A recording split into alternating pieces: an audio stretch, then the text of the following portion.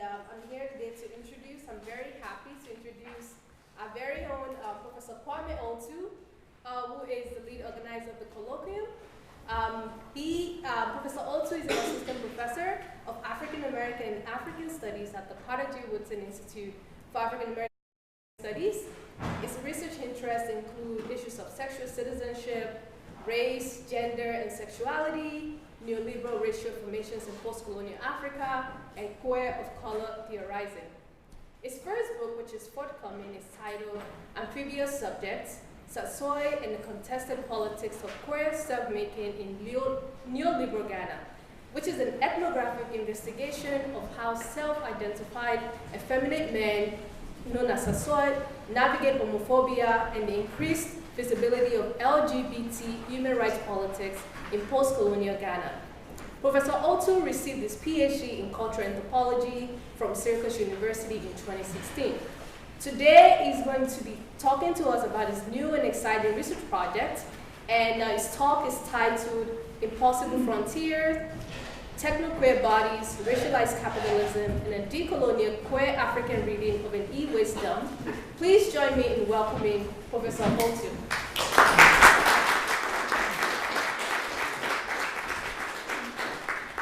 Thank you very much, Hamid, and I'm sorry that you had to just dash in to do the introduction. I'd like to thank everybody here for showing up and to support me. I'd like to particularly thank my students.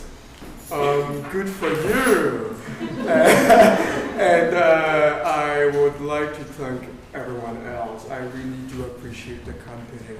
My colleagues, Professor McDowell, Professor Hamilton. I see that Ellen is here. Thank you, Ellen, and Cindy and Jim. This is wonderful, and to every other person, to the fellows who organized this. So, a quick note, two quick notes, that this project is part of a larger project. This paper in particular is part of a larger project on what I call anthropology and the salvage slot. Right, so that's what I'm considering for my new book project, which is Anthropology and the Salvage Slot, Toxic Ecologies and Anthropology's Other Subjects. And so this is the sense in which I'm envisioning that project. And this particular version of the paper is going to be delivered in a few weeks at the University of Copenhagen. Right, so what I'm going to be doing today is going to be more like a rehearsal session, but your feedback is going to be very much highly appreciated. So please just follow closely as I wade through this project with you. So this is going to be the first time I'm actually talking about this project at UVA. So I'm very excited that you are all here. When I started this project, my earlier project was on a community of queer men, as Halimat rightly said in the introduction. And in that project, I had to do my work in a part of Accra, the capital of Ghana, called Jamestown. And so Jamestown is like a slum, an old colonial suburb. I'll talk about that a little bit. But I can't remember when I told my parents about this new project on a community of scrap dealers in a place called Sodom and Gomorrah.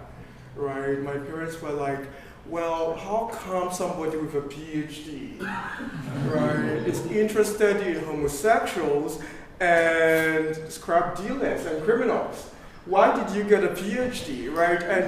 And so I think part of why they said that became the source of inspiration for this project, right? Because of just how much in the Ghanaian context, if you will, Christianity somehow adjudicates how Ghanaians engage with these matters and subjects, right? So this is some of the reasons that inspired me is because of my parents and they find it difficult to understand why I do this kind of work. I think as an anthropologist, we do this kind of work because we just are always in search of clarity. So I'll begin with a short trailer of what I'm going to be talking about. And this is a film called Welcome, a trailer or a soundtrack / a visual track to a film called Welcome to Sodom. So I hope this works. Let's see.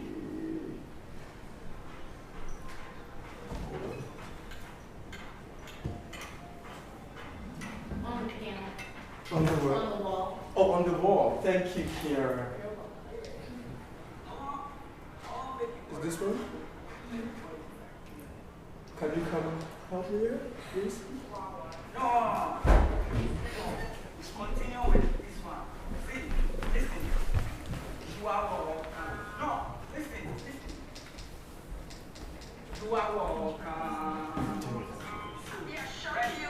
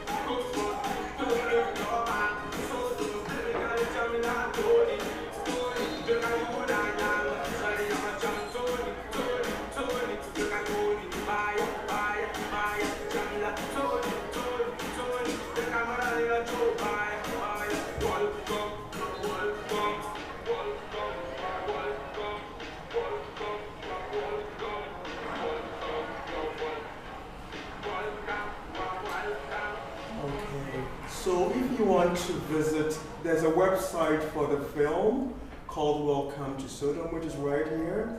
If ever you are interested, you can check it out. I don't know why the phone is ringing. Maybe it's on call. Kwame is on call. So that video is actually at the heart of my presentation today. Welcome to Sodom is a 2018 documentary produced and directed by the Austrian filmmakers Florian Weigenzimmer and Christian Kreutz. In the documentary, we encounter Agbogbloshie, a suburb of Accra, Ghana's capital, as the world's largest electronic waste dump. The trailer for the documentary, which is accessible online, opens with a scene of the dump animated by animals and people, and a voiceover that says, and I quote, "Sodom is a tough place to be, where you find many, many strange things. Unlike Shakespeare, I just want to be in a place where I don't have to worry about the fear that surrounds me," end of quote. A soundtrack to a rap song by a self-professed rapper called D-Boy, possibly a subject in the documentary, entitled Welcome to Sodom, overlays the scenes. donning white headphones and sitting on a broken refrigerator, the young man lyricizes life in Sodom as one defined by everyday hustle. In the trailer, the admixture of animate and inanimate objects articulates the entanglements produced in the frontier. The actual documentary goes to great lengths to blend humans, animals, and waste to secure the familiar image of Africa that many non-African audiences are used to as a distinctively non-Western space. The film's homepage is besieged by a series of apocalyptic scenes. The first one is an image of a young man walking away from the heavy gas of flames erupting in the background. The ensemble of images assembled on the website immediately echo sensationalized descriptions of the waste dump as a place of doom, or as once headlined in a BBC editorial, quote, as the world's technology cemetery. The line, Sodom is a beast, introduces the webpage, right, followed by a quote from one of the subjects in the documentary, Muhammad, that, and I quote, sometimes you kill the beast, sometimes the beast kills you. The directors described the film as follows, and I quote again, Agbogbloshie Accra is proving to be one of the most poisonous places. It is the largest electronic waste dump in the world. About 6,000 women, men, and children live and work there. They call it Sodom in capital letters.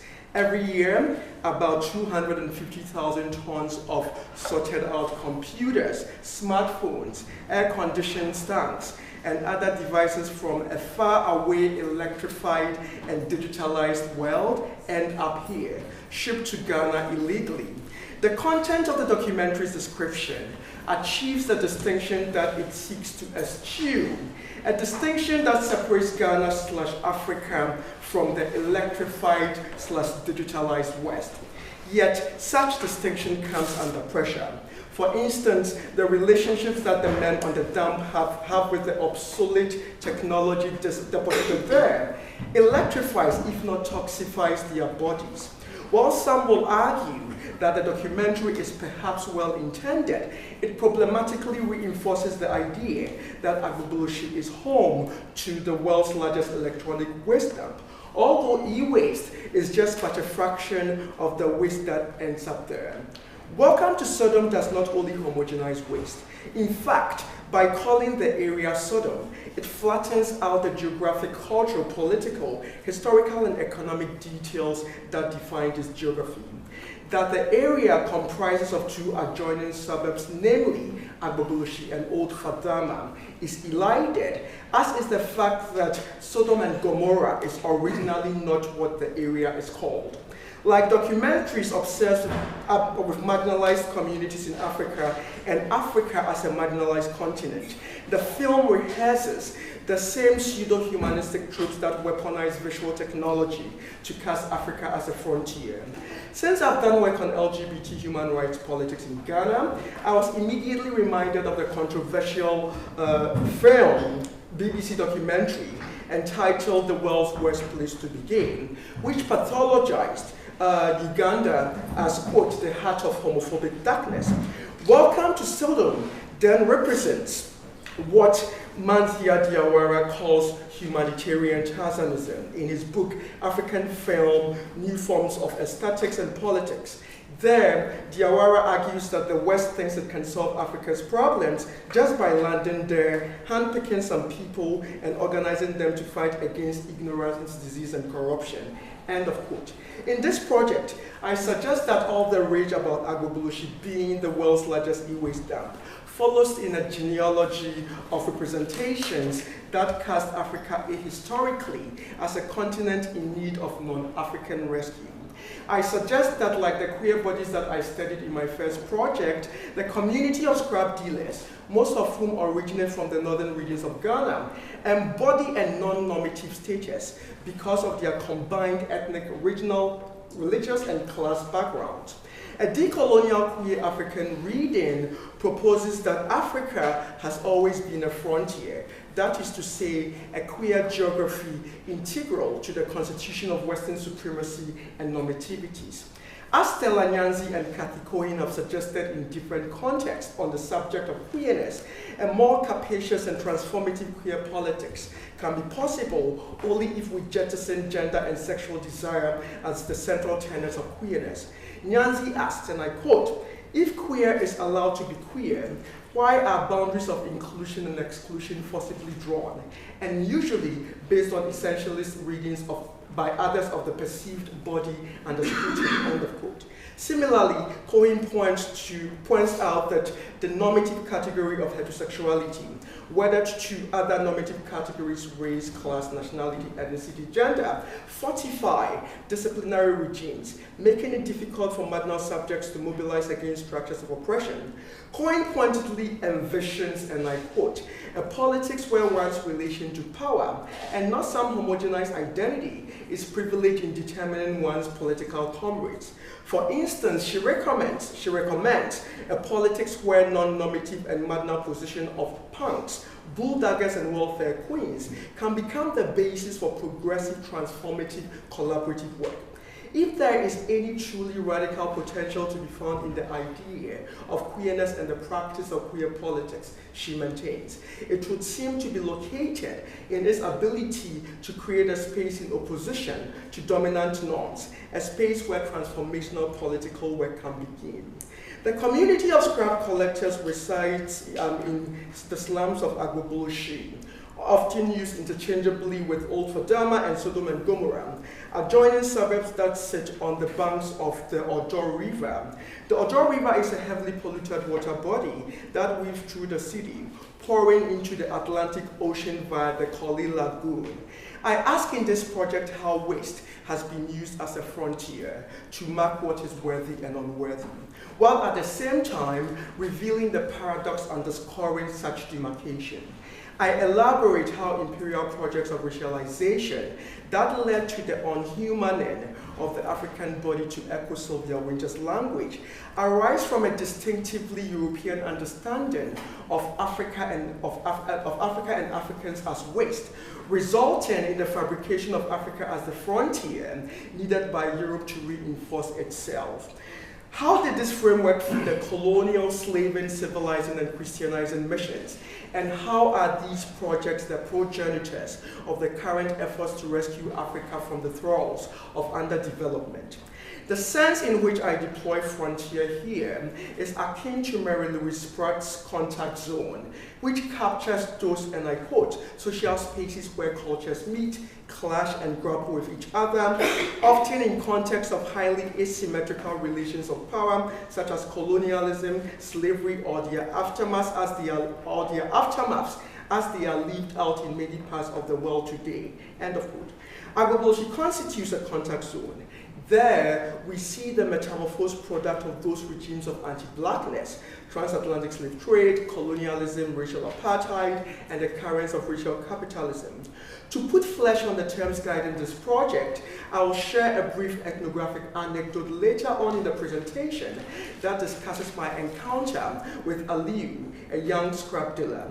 This anecdote, I purport, illuminates how his location on the waste dump does not only emphasize what I describe as his techno-queer subjectivity, but magnifies how black bodies navigate a racial capitalist ecology that both nourishes and is nourished by what Edward Said has described rather perceptively as, quote, the imperialism of virtue.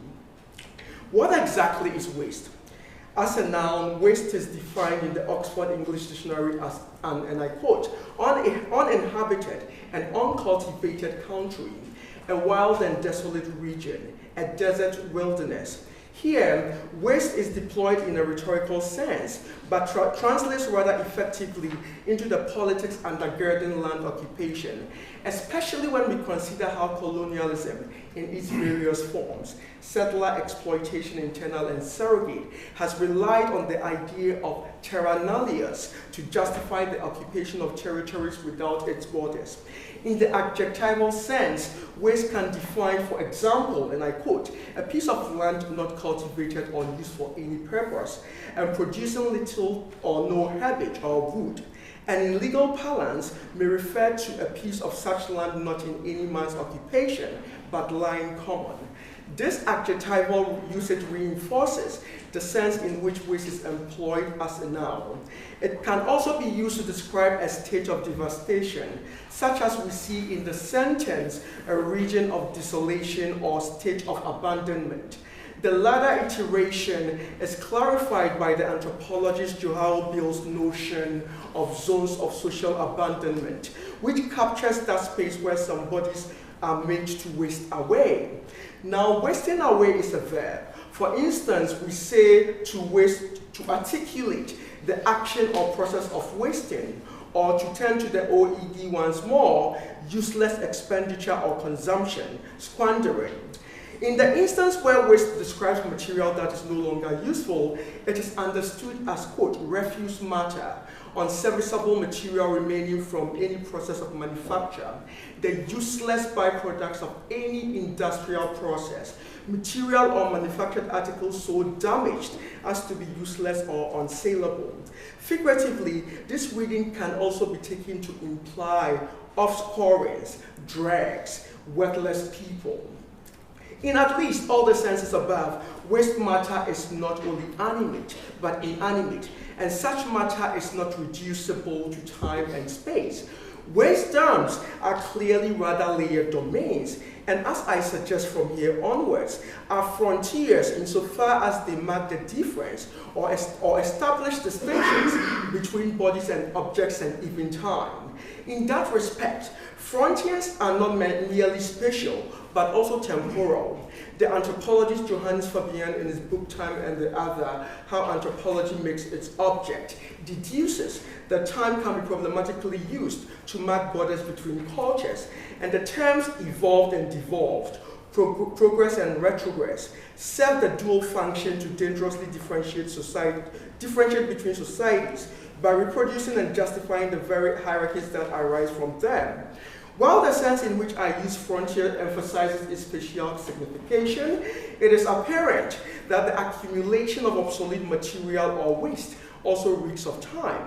Waste therefore brings to life Fabian's logic that time is coeval, which is the idea that time is intersubjective and can be shared. In waste and true waste, we see a condensation of time and space. In fact, waste seems to have a way of making space and time indistinguishable. This indistinguishability caused by the compression of time and space in waste makes it ambiguous, worthy for some and unworthy for others. The phrase "an individual's trash is another individual's treasure" epitomizes the contingencies that bestow significance or insignificance to waste. Waste is queer. It is, and I quote, matter out of place, to quote the anthropologist Mary Douglas's definition of debt. However, it is also oxymoronically matter which defines.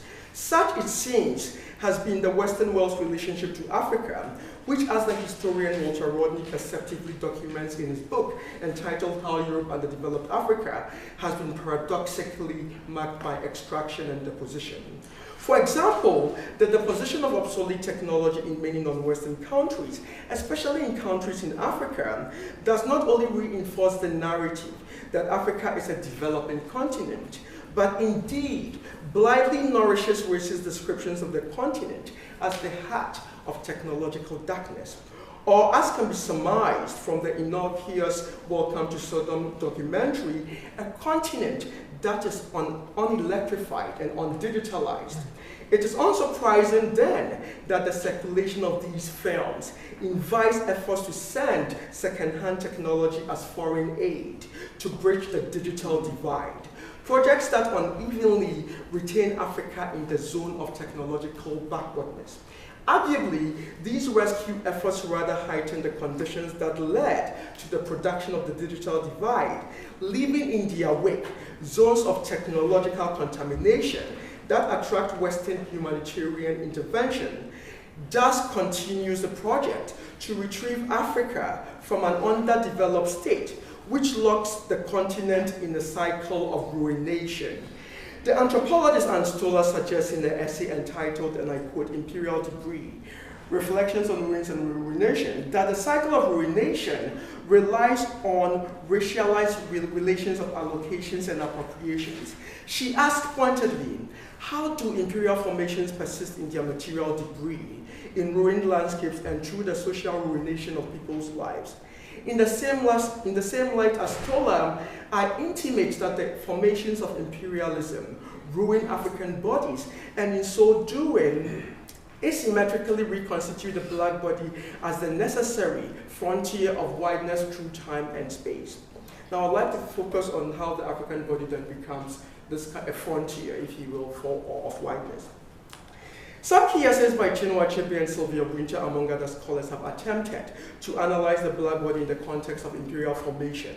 These writers argue that while the removal of the African/black body from its temporal or geographic locales furnished the logic of Africa as a frontier, that such body is seized from its domain of existence makes its translation as waste possible.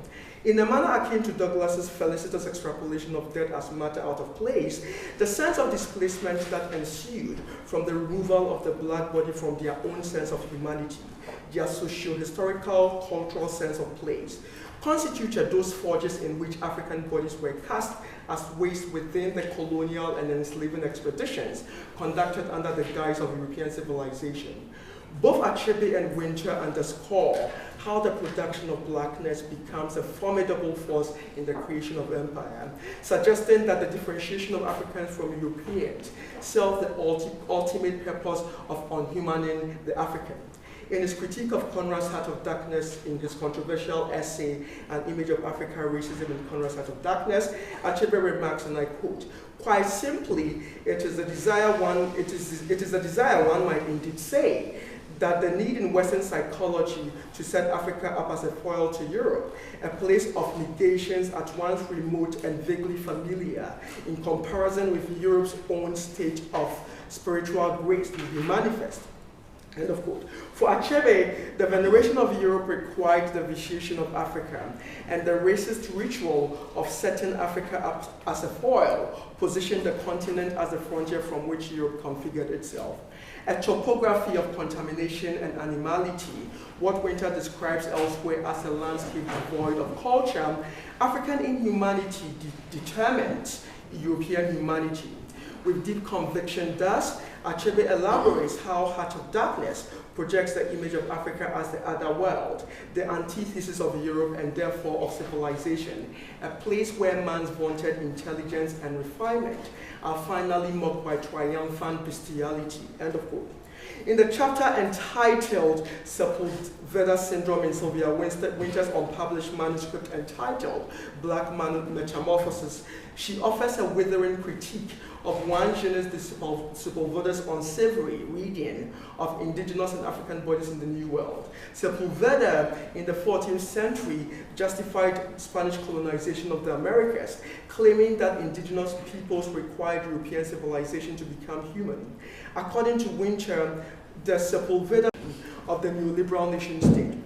Elaborating what defacement entails, Tosic asks, what happens when something precious is despoiled?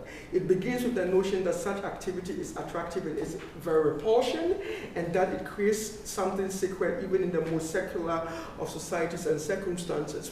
So right now, I want to actually move from, thinking about this notion of the presence of Agboboloshi and the likes of Aliyu as defacing this neoliberal perfection that Ghana is imagined to embody, to shift to how, how I imagine Aliyu as inhabiting a frontier or a wasteland. The transitions that happen there, are inspired by my own reading of queerness and waste and the frontier as a domain for thinking about queerness and waste in a very interesting way. I've mentioned elsewhere in this essay how waste is queer, precisely because it refuses the restrictions set by the Aristotelian reasoning of time and space. And by calling waste queer, I expatiate its significance for reading the frontier as a domain where metamorphosis occurs. I hereby find Kara Keeling's reading of queer to be quite productive in a recent book, Queer Times and Black Futures. Like Stella Nyanzi and Kadi Cohen, whom I cited earlier on, Keeling, in her usage of the term queer, takes it a step further. She maintains categorically that, quote, queer is not an ontological category. It is not what one is. Rather, it is an epistemological category, one that involves life and death questions of apprehension and value production. End of quote. The scrap dealers and the coterie of bodies that share the e-wisdom, to reiterate, Killian exercise certain actions that place them in relationship to the maintenance of the present organization of things, including the groupings and affiliations of living beings, constitutive of social, political, and economic relations. The current organization of things results from an ongoing historical order of things. Once again, when they want to think about Stoller's use of imperial formations as processes that are still happening again and again and again. When I originally envisioned, I think I would like to go through. So this is some of the copper wires. So let me go through. And one thing is that these guys are not just taking apart computers; they're also taking apart car engines. And one of the things I'm trying to highlight is the fact that the computer parts and all these electronic gadgets are just but a fraction of what goes on in an machine. So let me just quickly, I'll come back to these images during the Q&A. When I originally envisioned this essay, my goal was to regard the context about which I was writing as illustrating what Saidiya Hartman has popularized as the afterlife of slavery. So I'd like to, in this regard, thank the African Studies Colloquium series and Professor McDonald and whoever was here, because we've had conversations about the afterlife and how to think about it, right? So like, is there another way of thinking about Hartman's conceptualization? And today I realized that Saidiya Hartman got the Makata genius, so he's a genius. But I'm trying to imagine what other way can we think about the afterlife, because the afterlife also somehow suggests a certain break, right? And I'm trying to push against that. I mean, although Hartman's description of the afterlife, as I'll read, doesn't really capture afterlife, if you will. So, contemporary black existence arising out of the consequences of slavery, has Hartman writes, and I quote, established a measure of man and a ranking of life, and worth, established a measure of man and a ranking of life, and worth, that has yet to be undone. If slavery persists as an issue in the political life of Black America, it is not because of an antiquarian obsession with bygone days or the burden of a too long memory, but because Black lives are still imperiled and devalued by a racial calculus and political arithmetic that were entrenched centuries ago. This is the afterlife of slavery. Skewed life chances, limited access to health and education, premature death, incarceration, and impoverishment, end of quote. Hartman's rather evocative description of the afterlife in the post-slavery context underlines those instruments of domination and infrastructures of oppression that existed during slavery, right? Yet they continue to be rehearsed and reconstituted in the contemporary moment. I maintain here that the barriers that Hartman suggests limit Black existence in the contemporary moment, which he situates in the transatlantic slave trade and calls the afterlife, are metamorphic. I turn to the geological term metamorphosis to suggest that the electronic wasteland and the bodies that reside there are frontiers that illuminate the mechanics of racist capitalist projects, and why a decolonial queer African reading explains how African and African-descended bodies are entangled in this project. Here, I look to the metamorphic rock as a useful figurative and literal metaphor. According to the Geological Society of Glasgow, metamorphic rocks are formed through the transformation of pre-existing rocks in a process known as metamorphism. The original rock or protolith is subjected to heat and pressure, which cause physical, chemical, and mineralogical changes to the rock. Changing temperature and pressure conditions may result in changes to the mineral assemblage of the protolith. If the formation of the metamorphic rock requires heat and pressure, the argument can be made that the racist historical conditions on which Black African life have been predicated have at every turn been challenged, right? The tensions again that the metamorphic rock undergoes, right, is here represented by the tensions triggered by anti-racist and anti-capitalist forces. What at all then are the forces and circumstances that keep racial capitalism at work?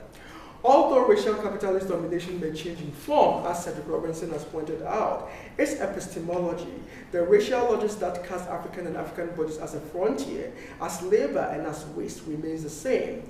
Echoing Ian Borkum, Carr Keeling sums up the enduring forms of racial capitalism by positing that, and I quote, certain of today's forms of finance capitalism intensifies a speculative economy enthroned during the slave trade. While the spatiotemporal logics and the sociopolitical relationships are mapped differently today, the general geopolitical logics and material relations remain present. As an example, Keeling highlights how the African slave of the 16th to 19th centuries and the colonized subjects and nations of the 16th through 21st centuries are sedimented within present relations of precarity, haunting them in different ways in different settings. Keeling's reading here is useful for me in many ways. First, not only does it exemplify the metamorphosis of racial capitalism and the place of the body within its numerous projects, the place of the black body within its numerous projects. In fact, it articulates how enslavement and colonization as projects orchestrated by Europe under the aegis of Western modernity launch and retain black bodies within post-apocalyptic zones. Thus, while documentaries such as Welcome to Sodom, as well as other documentaries and journalistic pieces sensationalize Agbogbloshie as an apocalyptic haven, such representations override the ruins that were already there, and the fact that both African and black subjects have always lived post-apocalyptically. The Afrofuturist scholar Utasha Womack speaks to how enslaved and colonized bodies survived in post-apocalyptic times, with the transatlantic slave trade being the apocalypse.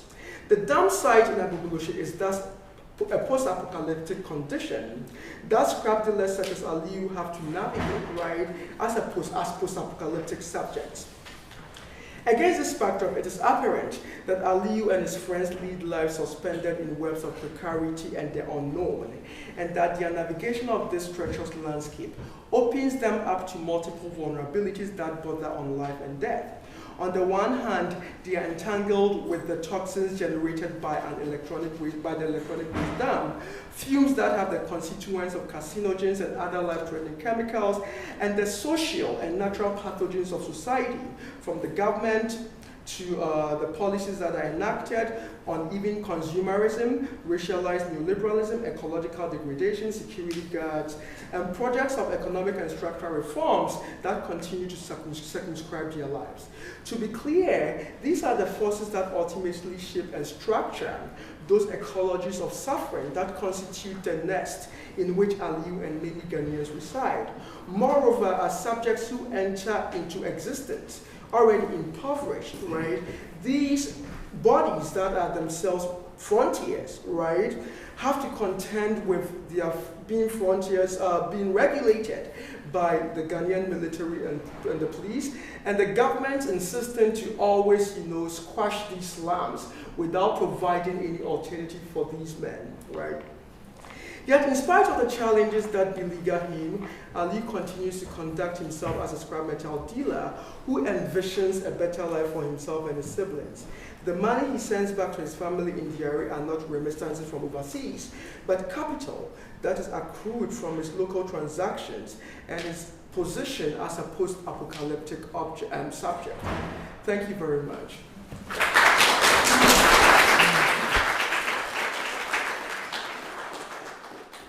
So that is me and the guys when I used to have hair, and so it was a great time interacting with them. So I'm ready for questions. Questions? Feel free.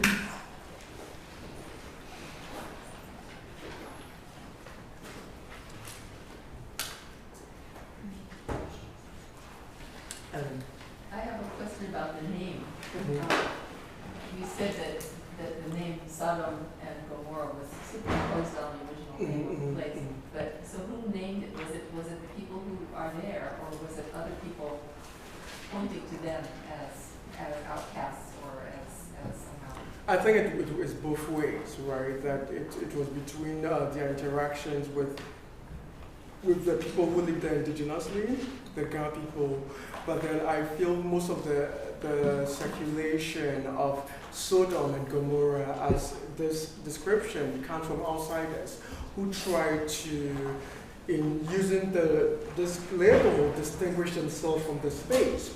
But also it is an attempt, it's political for these outsiders because then they justify the people who live there. This place is seen as a criminal den, right? It's not, I mean, because Sodom and Gomorrah is seen as Sodom and Gomorrah because it was where all the criminals and the armed robbers and the pickpockets and the murderers lived before it became a waste dump, right? But I think that that label is something that in the Ghanaian middle class consciousness is used by the middle and upper class to discipline who goes in there when and how, which is why there's such a fear. I mean, the photographer I went in there with was so afraid, right? And I think I was able to go in there because of my hair, right? Because again, in Ghana, having the locks, as you know, positioned me in a body that was non-normative, right? So that I was seen as, well, a part and parcel of this terrain, that, oh, well, I could go in there because I looked like them,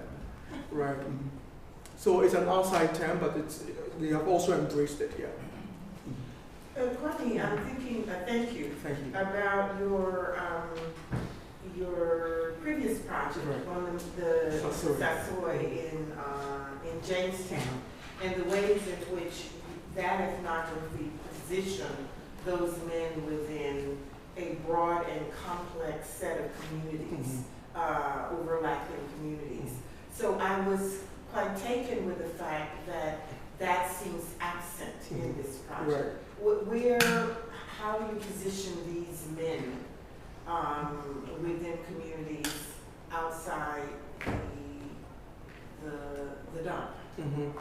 So I think that I thought it was in there because I thought it was because I'm trying to situate them. I think that's part of the reason why I'm inspired to study them, because I'm going into this project with the same vision I had for the old project, and the sense in which I'm trying to situate.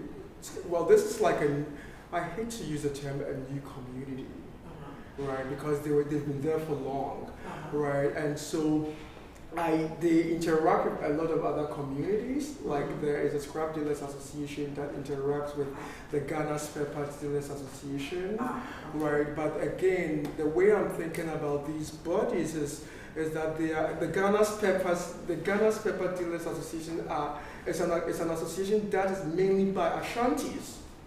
It's run by the Ashantis, and the Ashantis see themselves as in Ghana, the Ashantis rank themselves as, like they're the white people of Ghana, right? And so this is what is happening, is that these guys go and fetch all these items and, separate them, dissect them, and expose themselves to these ruinous things and sell them to the Ashantis. So I really want... What do the Ashantis want with them?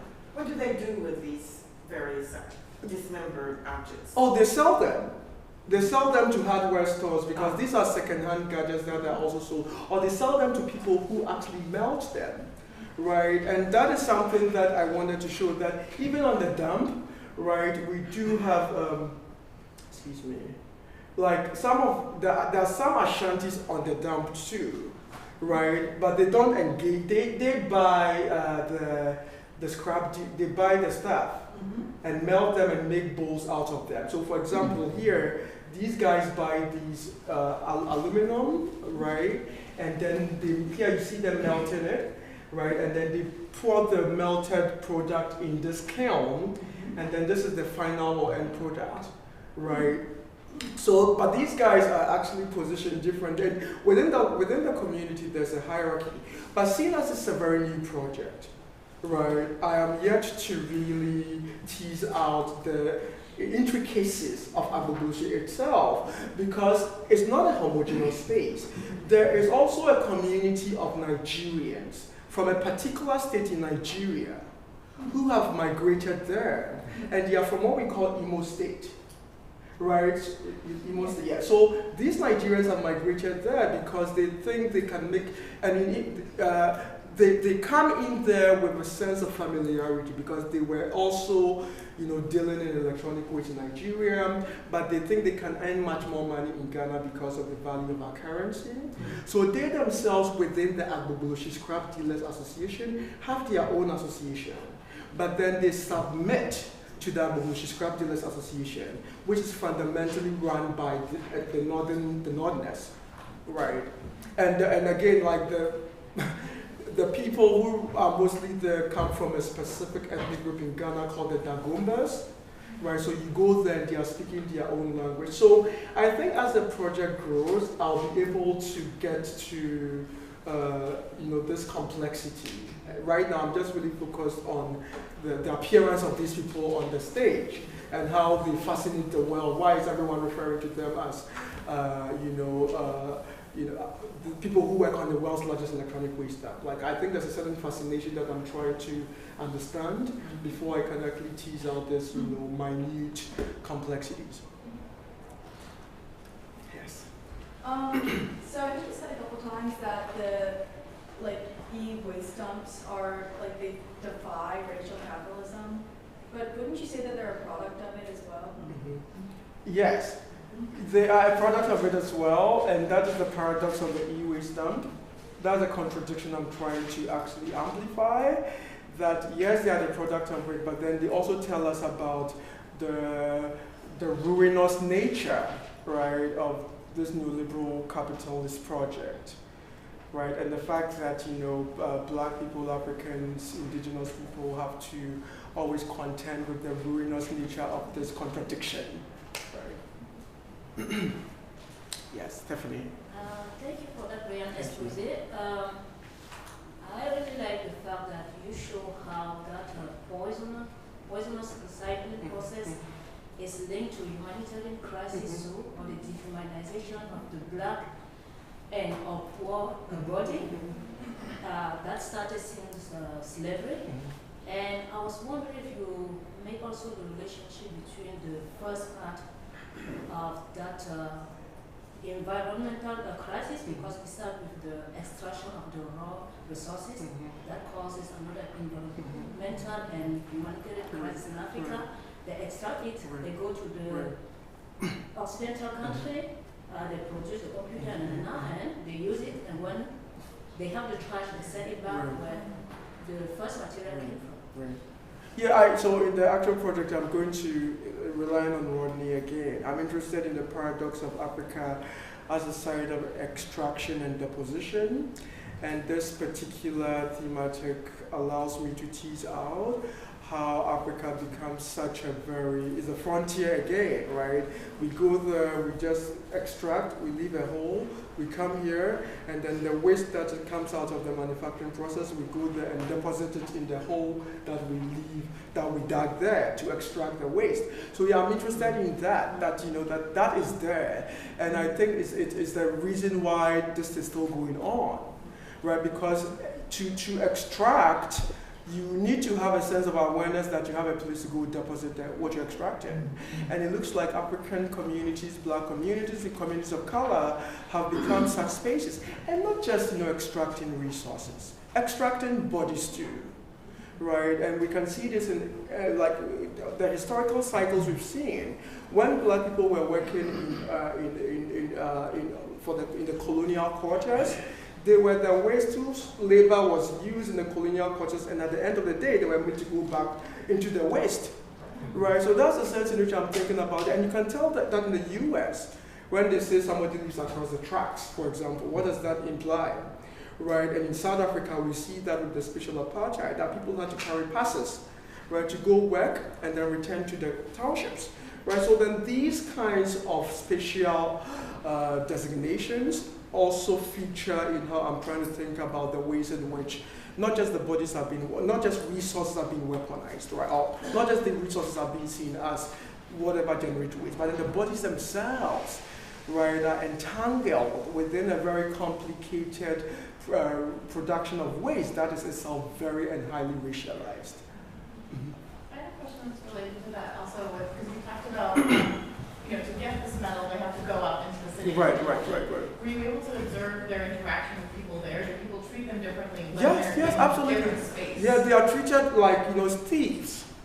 Because when they are in these upper class neighborhoods, people are very vigilant, right? The security men are trying to, stave them off, right? And so that's the sense in which they are seen, because these guys are actually pulling their trucks and going around picking stuff, and now they also have to contend with security guards who see them as an eyesore. So that they're not seen as like useful for being strapped away. No, that's no, they are not seen as just, no, that's really, yeah. Nigel, and then. Yeah, thank you for that, Thank you. Kwame. And you mentioned this a little bit, and I was hoping to hear more. Actually, at the beginning of the Q&A, you kind of said something that kind of clarified for me. But I was thinking along the lines of space about sort of the history of the space. You know, I talked years ago about, so in Jamaica, most queer inner city men inhabit the gully. And so I was interested in kind of the history of the space. I think you mentioned a little bit just now that this was a site of criminality before it was a dump. So I was wondering if whether the historical or geographic or even kind of political reason why this space exists as a frontier, as a space of human and kind of actual waste. Could you say a little more about that? Right, so actually when you go there, even within the space, right, some of the men I speak to would say, oh, don't go here within the space, because if you go, that's where the prostitutes are, right? So they themselves have their own moral hierarchies, right, that they erect. So that they'll be very emphatic, oh, don't go here, Kwame, because that is where the prostitutes are. You don't want them to attack you. But then it's also very interesting that you ask, because Sodom and Gomorrah was historically where the Kokomba and the Nanumba people were relocated. So the government resettles these refugees and doesn't make give them any opportunities. So what happens? They engage in informal activities, right, that are seen, that then become illegal. Right, so this is really something bound to happen, right? But that is interesting you say that now that is not there, that now they are shifting the groups, right? That what they will tell you that, well, most of the prostitutes there, or most of the sex workers, I hate that term, sorry. Most of the sex workers there are from Nigeria, right? So even within the dam, there is this kind of very anti-Nigerian sentiment that somehow emerges along the lines of, moral ethics, right? Especially with the women, that they are bringing their vices, But this is a space where people assume that this is the space of life. So which is why the idea of frontier, that there's multiple frontiers, right? That they themselves are instituting their own frontiers by creating these cordon sanitaires. Nzinga. Thank you. This was really interesting, and I'm curious about your use of queerness and queering. You mentioned queer appealing in terms of queer not being ontology but epistemology. And looking at the images, it's interesting because there's also a contradiction at play in terms of this site of abjection that you're trying to complicate through the notion of frontier and kind of multi-layeredness. But there's also a kind of generative quality that is not this kind of abjection, that is also coming out. Right. I mean, with the image that you have right here with these aluminum vessels, it's like, yes, this is this terrible space, yet the people themselves, or the people there see themselves as having all kinds of value, right? The person you talk to was just like, I'm a World Bank tag, right? So I'm just curious about, one, this kind of framing of queerness, but also how the waste space can also be like a generative. Yeah, so yeah, thank you, Nzinga. So that's it, that I'm interested in those unimagined connections that this space makes possible, right? And why queer is very important for me and how I think about this is the fact that it pushes us to think about the contradictions that can happen, right? As we think about ourselves in spaces and in relation to positions of power and other bodies. And so for me, what I'm trying to do here is to attempt to humanize, right, these people, but also not to diminish the precarity of the circumstances in which they live. And I think that is really what the Queer Project has always been about, really. So then how can I actually amplify their life and try to offer some kind of renewed understanding within the Ghanaian quasi-Victorian atmosphere. But then also understanding the fact that there are these things they face, that these guys are actually literally walking the tightrope of life and death, right? That they want life, but then in wanting life, they are still exposed to carcinogens, they don't have any nose mask, and it's not, of course, these are also very structural problems that they have to, overcome. Right, so the sense in which I'm thinking about killing she's of queer allows me to, also see what they are going through as a particular historical condition, the product of particular histories, right, that we need to be attuned to as anthropologists and whatever scholars we do, right? I think James decided at some point when I shared this with him that I go and leave them and expose myself, right, to use my body, right, as this kind of living testament to what goes on there. And I told him I wouldn't do it. No, I'm an only child. So thank you, Kwame. This was really amazing. I'm thinking a lot about the indigenous peoples. So you mentioned the Gomas, Nigerians, Ashantis. How do the Ghans feel about this particular use of their land, knowing that a crowd is often been decided to intermingling, but also not always comfortable intermingling. So how do the Ghans, who move for Ghana as a very Ghana-centered space, how do they imagine their spatiality, or their reimagined relationality within this economy? And the second question I had to do with the states. So does the state profit off this in any way? Particularly because Sodom and Gomorrah emerges for most middle-class Ghanaians through the work of someone like Hamada, who was involved in helping the states figure out ways to tax these communities. The taxation becomes the ways in which she encounters the community and the ways in which she writes about these communities. So are there ways in which the state profits off these economies? Right. Yeah, thank you. So the Ghans are very quiet, hold on to this very contradictory position. On the one hand, the land was given, or I think leased out to the people after the war. And right now, I think there are some people who serve as landlords of the place. But the thing is that these landlords are not Ghans, they are Muslims. So we may want to think about how the Ghana as an indigenous group that originally owned the space have sold. And we know the complications of land tenure in Ghana. In one family, right, 2 or 3 people can sell the same land to one person. So then there are all these tensions. So there is definitely some tension, which is why the Ghans have actually, retracted themselves, because there's a tension on the land. Who owns the space? Who sold it to them? Which Jamestown chief sold the land to these people? At what point and with whose permission? Right? And that is where the state comes in. Right? The state only comes in when it has to, what's the word I'm looking for? Clear the slum.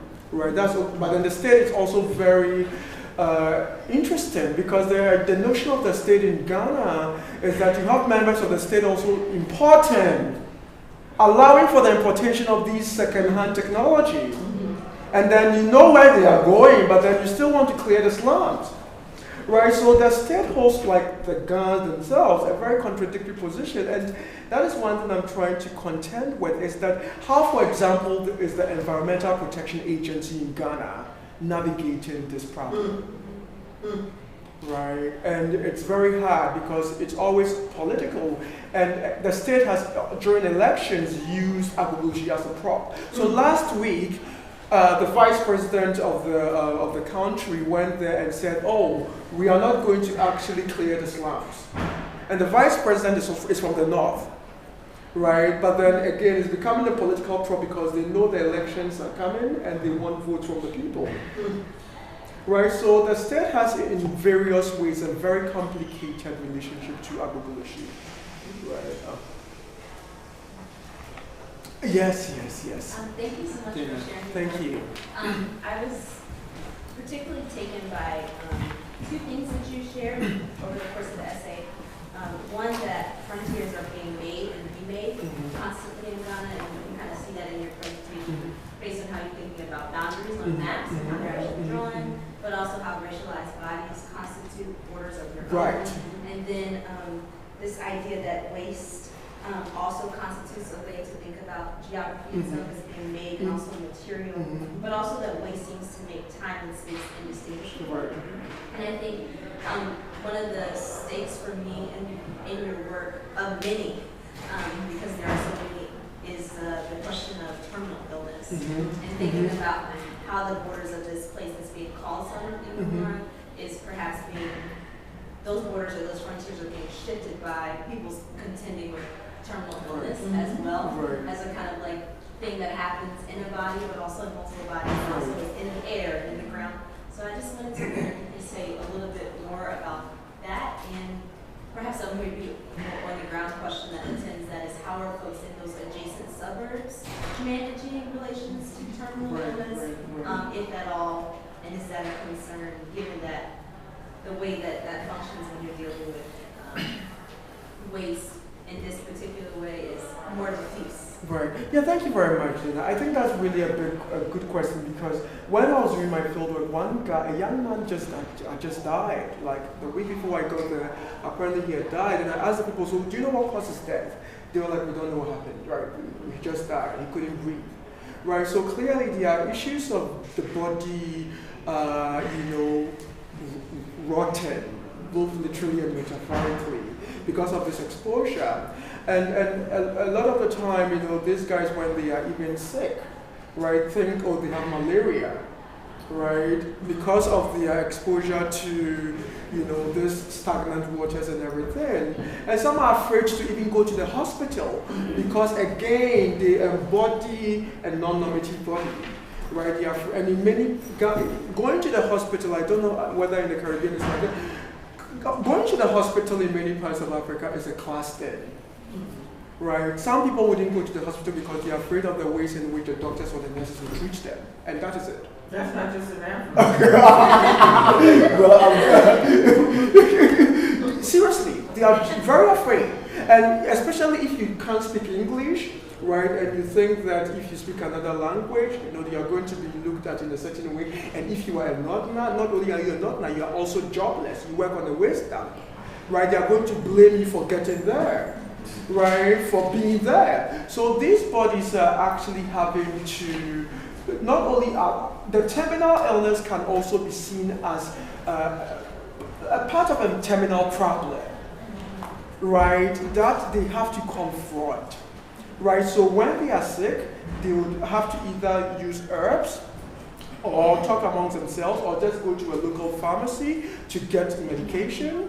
Right, so you can tell that these guys are always sick, or go to the spiritualist or the malam or the imam to get some cure.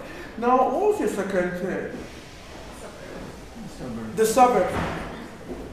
So the suburbs are joining agbobushi are like working class suburbs, right? So even if there are concerns, there's a reason why the waste dump is not by Usu, or there's a reason why the waste dump is not by Legon, right? So then these working class folk can't do anything to manage what is happening, even if they speak to their assemblymen or their MPs. Because like I said, a lot of these government figures are involved in the importation of electronic gadgets and waste into Ghana. Some of them sell them, and some of them even have agents on the waste dump who work under them. I mean, you can be amazed at the rate at which when politicians go there, politicians who care less about these people, how they worship them. For them, it's just a privilege that the politician has even come there. Right? So those suburbs, because they are just adjoining, should tell you that they are adjoining because they are also not significant. They are imagined within the Ghanaian they are seen within the Ghanaian imaginary as, well, you know, dirty suburbs, you know, so they deserve to get whatever they are getting, even if they complain a lot. And clearly, the EPA has shown that there's been an increase, right, in cardio issues in a lot of these communities, right? And so they've drawn the government's attention to that, but then to no avail. Kwame, yes. Thank you so much for this presentation. I'm thinking conceptually about how you're working through decolonialism, decoloniality, Right. And particularly around your concept of techno-queer subject. Right. So how are techno-queer subjects decolonial? And is it something you're trying to do with this idea of decoloniality in particular relation to time? Yeah, decoloniality is I think about it in this project, and I'm hoping that this project allows me to further tease it out, that when we think about decolonial, I don't think about it as in opposition. I'm interested in decolonial as a very ambiguous project, right? And I don't know whether I've had this conversation with you, but then, like, to speak up about the decolonial is to recognize that, you know, you cannot challenge a colonial without having been entangled within it. Right? Somehow the project requires something, some form of your entanglement to be able to engage in a decolonial project. Right? Which is why the concept of the techno-queer, right? The fact that you are fused with the system, right, allows you or furnishes you with the language to be able to engage in a project. So I'm not coming from a place of opposition. I think about the decolonial project within the scope of this project as an entanglement, right? That summons us to challenge colonial, neo-colonial regimes of oppression by somehow being aware that we are complicit in a way in the production of these oppressions. And knowing our place within the project is very crucial to our understanding of it, which is why I want to also acknowledge how complicit I am, you know, in doing this work, because I am, really. When Jim said to go there, I said, no, I wouldn't do it. Who would want to live like that, right? So that is the sense in which I am using it, right? And queer allows me to think about decolonial less of an opposition, but more of an entangled project. Okay, yes, I know there's time, so take the last question. Oh my God, you guys ask questions. You mentioned how a lot of people from Northern Ghana tend to migrate to Sodom for the reason that they have a relatively competitive wage as a scrapper. Right. And I was curious if there is like some sort of timeline how long they stay. Is this like a study, or is this something they do to get enough money to go to other parts of Northern Africa, or to Northern Africa to like experience rains? Right. Well, the guy I spoke to, Mustafa, was 30 years, and Mustafa had been there for 5 years. And when he earned some money, he actually bought himself a bus ticket.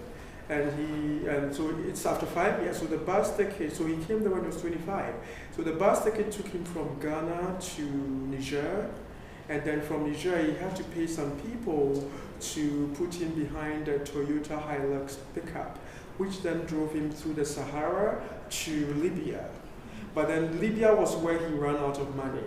So he had to work in a steel company, right? But then the Libyans were actually quite anti-black. So he again returned to Ghana to make more money. And then he is very, very persistent. He's like, I'm going to go back. I'm like, do you still? He's like, he's going to, and it took him like 2 months to get to Libya. So 5 years would be the time. But I know some of the people have made a lot of money. When I went back in the summer, this guy had bought himself a brand new 2017 Toyota Camry, which he was driving around, and everybody wants to aspire to be. So again, that's the thing. That some have made it. And everyone else is like, well, I want to be like that. He's been here. This is what he did. There's money in it, and clearly there's money in it. I mean, because they earn much more than my parents did, right? But then not to say that it's good, but that's what the system is making them do. All right, y'all. Thank you so very much.